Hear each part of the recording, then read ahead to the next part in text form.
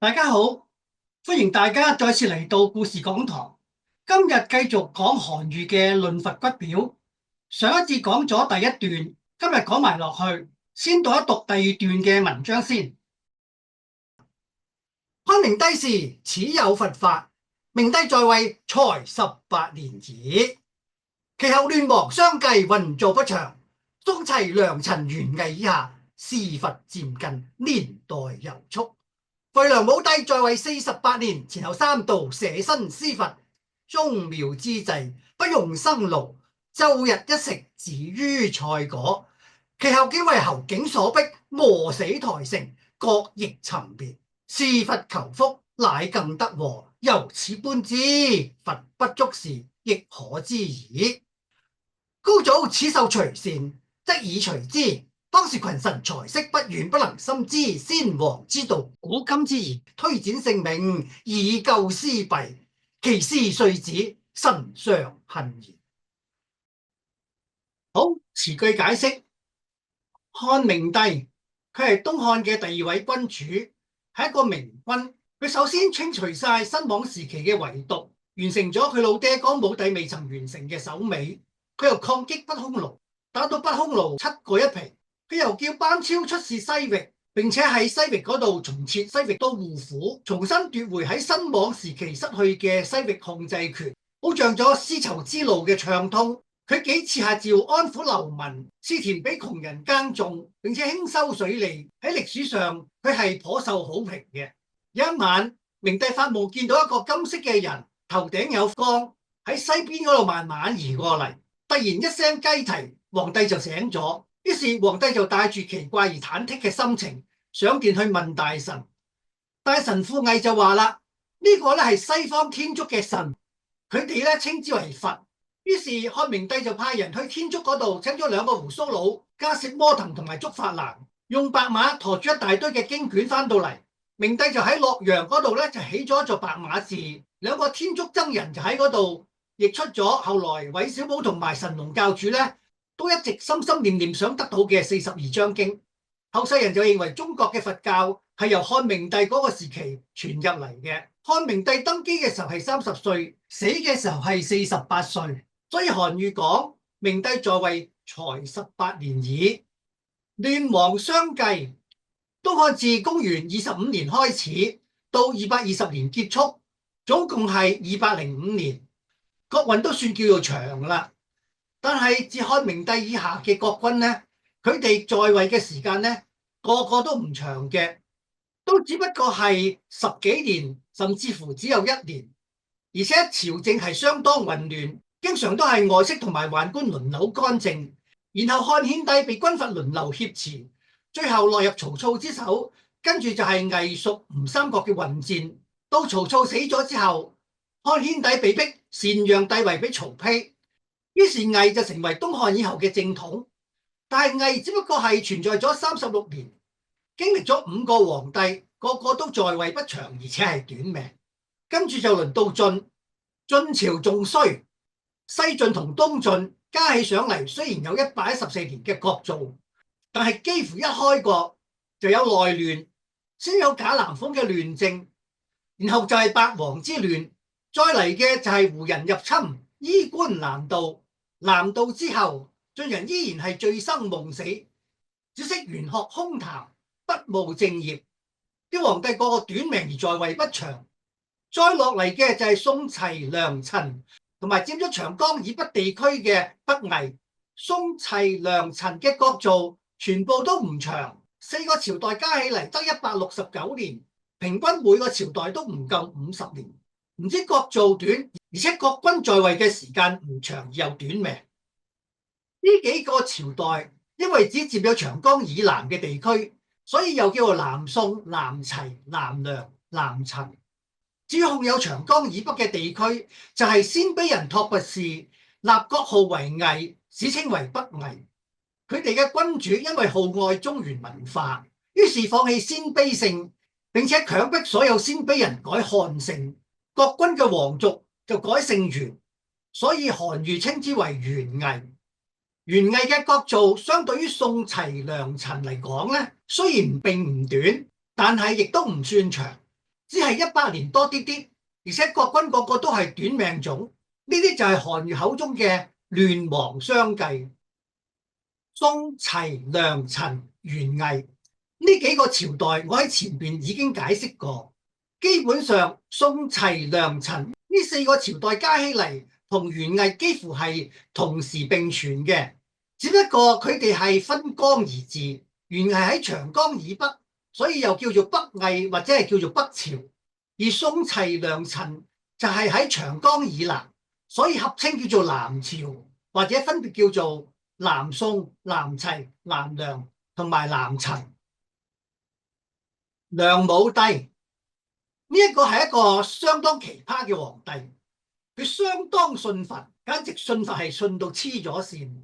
佢自稱係菩薩皇帝，在位期間不斷興建佛寺，有人計過，佢單單喺建康城，即係南京啦，就建有佛寺2846座。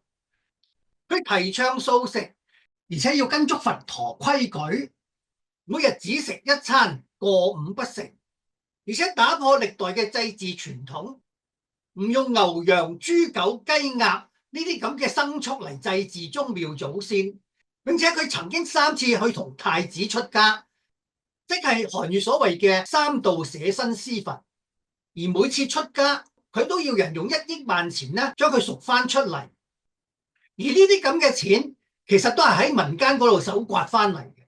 有一日，梁武帝問啱啱喺南天竺嚟嘅僧人達摩：朕即位以來，造字寫經，度僧不可勝記，有何功德？達摩就懶懶咁樣回答佢：並無功德。梁武帝就好似俾人兜頭剝咗野悶棍咁樣，相當唔 like。於是飯都唔請人食一餐，大家不歡而散。達摩嚟到長江邊，隨手摘咗一支蘆葦，拋向江中，飛身跳咗上去，咁就一葦渡江，北上少林去傳法啦。而梁武帝仲喺度慶合合，諗極都唔明點解自己明明做咗咁多好事，竟然俾個阿叉話自己係並無功德。不過梁武帝所做嘅一切真係完全冇功德嘅，因為一個只係一心為咗賺取功德嘅人而去做功德，呢啲只不過係做買賣，根本就唔係做功德。呢一點我諗梁武帝再輪迴9次佢都唔會明嘅。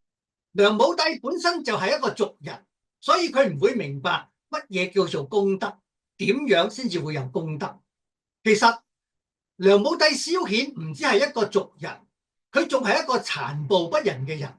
佢本來係南齊嘅宗室，靠武力上位，逼南齊最後一個君主蕭寶融咧禪讓帝位俾佢，然後佢又斬草除根，並且殺盡南齊嘅宗室。而呢啲南齊宗室其實同佢大家都係同屬蘭陵蕭氏一脈嘅。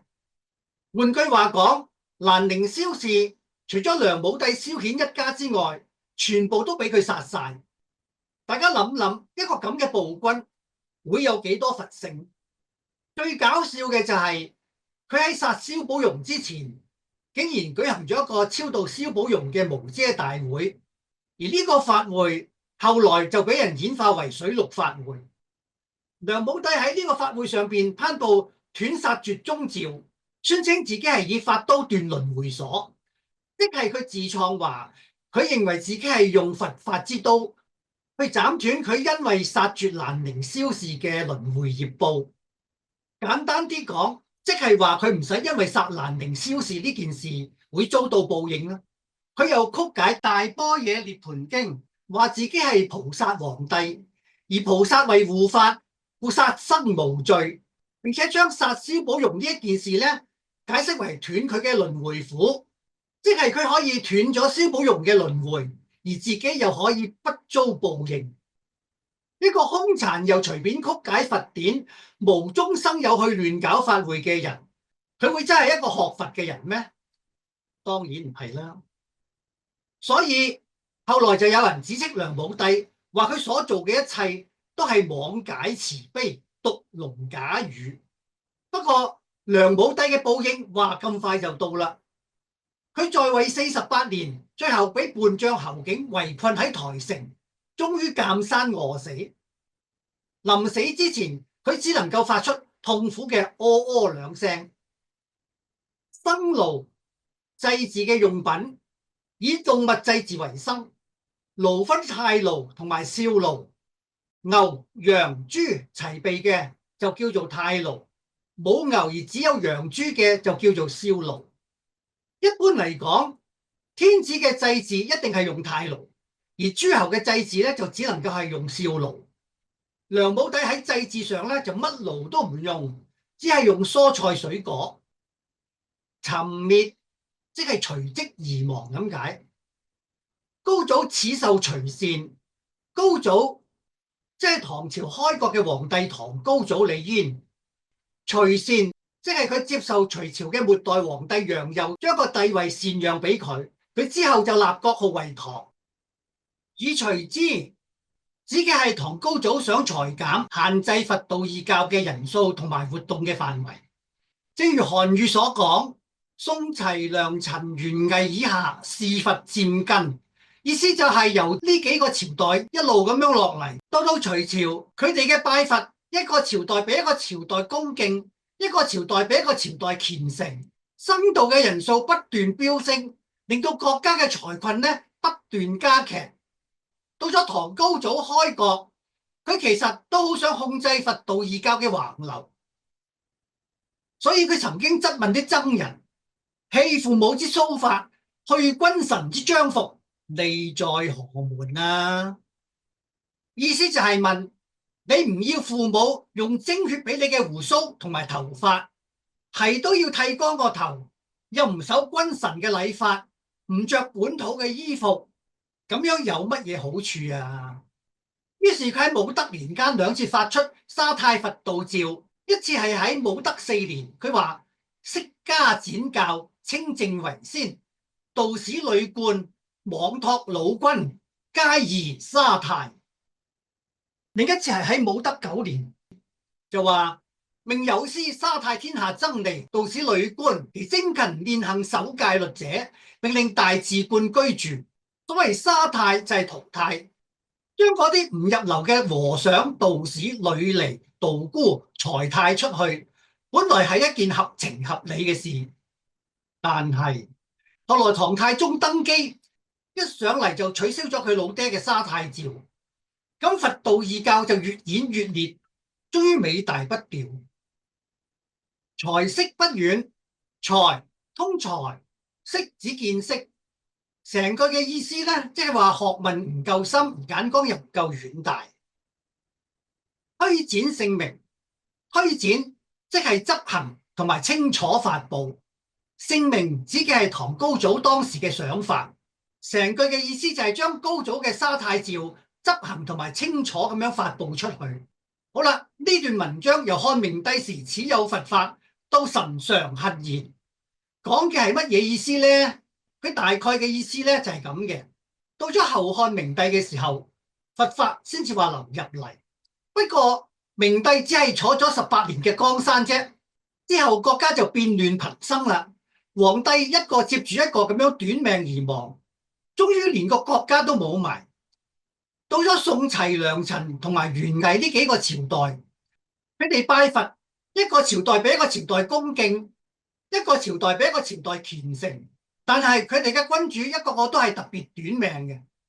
梁武帝就話稍為好啲，佢能夠做皇帝做咗48年，而且3度都同太子嗰度咧出家。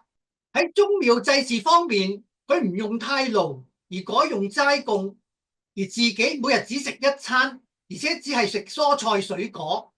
但係佢後來嘅下場就係俾叛將侯景圍困喺台城而餓死，國家眨下眼就冇埋。拜佛本來係求福嘅，點知求出個禍嚟？照咁睇啊，佛唔使拜，咁唔係好清楚咩？高祖開國嘅時候就曾經下詔要裁太嗰啲僧道噶啦，可惜當時嗰班大臣冇一個有水準，學問唔夠，眼光又短淺，睇唔得遠，唔明白高祖嘅用心，又唔識變通嘅方法，唔能夠將高祖嘅意思執行到底，去補救嗰啲弊端，事件就咁不了了之。我時時諗起都感到心痛。好啦，論佛骨表嘅第二段亦都講完啦，下一節會講埋落去。結束前想同大家做個文字嘅互動。我喺呢一節曾經用咗句成語斬草除根，大家有興趣可以用呢句成語做一個句子放喺留言區嗰度。如果寫得好，我會為大家點個讚。句子有要改善嘅地方，我亦都會話俾大家聽。好啦，再會。